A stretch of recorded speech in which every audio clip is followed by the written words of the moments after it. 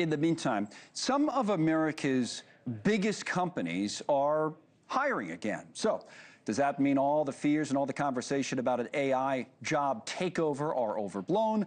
Let's talk about it. We're joined now by the Director of Research of the Budget Lab, Ryan Nunn.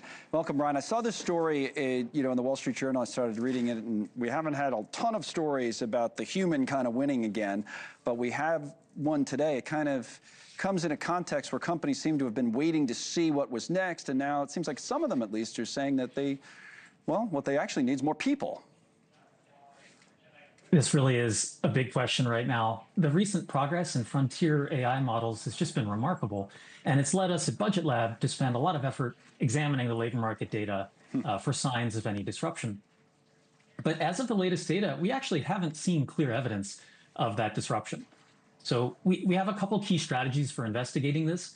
The first is that we look at occupational churn over time. So the idea here is that if AI were already having a big impact on the labor market, it would be displacing workers from certain occupations and shifting the mix of jobs. But when we look at the data, we just don't see that happening to a much greater degree than it usually does.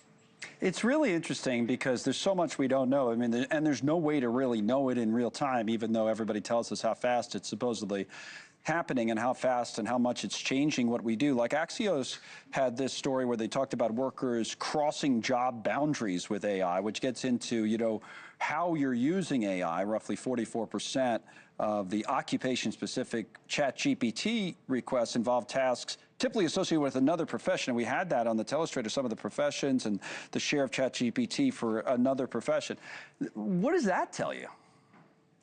Yeah, I think we need to look at a couple things here. The first is that the worker level adoption is quite high. We see something like 45% of workers saying they use AI in some capacity, but a lot of businesses are saying they're not using it yet. So it's still early days. And when you look at past technological innovations, it just takes some time for them to be fully implemented, for businesses to figure out how best to use them and then to make changes to their recruitment strategies. So I guess all this leads me to say that we really need to keep monitoring this situation as it could be quickly evolving. Yeah, right. That's what everyone keeps saying, how fast it's going to happen. But the idea, it sounds like what you're saying is that, for lack of a better way of putting it, a lot of us are just clueless about how to use it. It's not like we don't use AI, but we haven't figured it out yet. And companies haven't figured it out yet. So maybe there is some time to adjust and pivot and all the rest, no?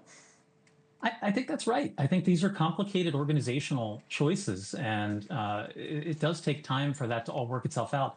Now, we really don't know what will happen in the long run. This is why we keep looking at the most recent data and trying to do other things like compare the exposed occupations to the unexposed occupations, Right. Try to make that an apples to apples comparison. There's lots of different ways to look at this.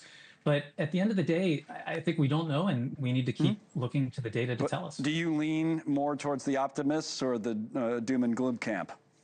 Well, I tend to think that we find our comparative advantage, to use a bit of economics jargon. That there are lots of things that these LLMs can do, but people often talk about their capacities being jagged.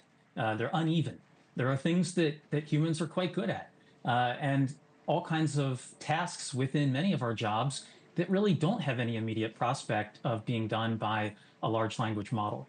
All right, Ryan, thank you, Ryan Nunn. You see on the bottom of your screen, Chris Como has a big special tomorrow night, The Future Is Now, a big town hall event on all of this. In the meantime, as we continue, is the parasite outbreak under control? New numbers hint that no, it's not.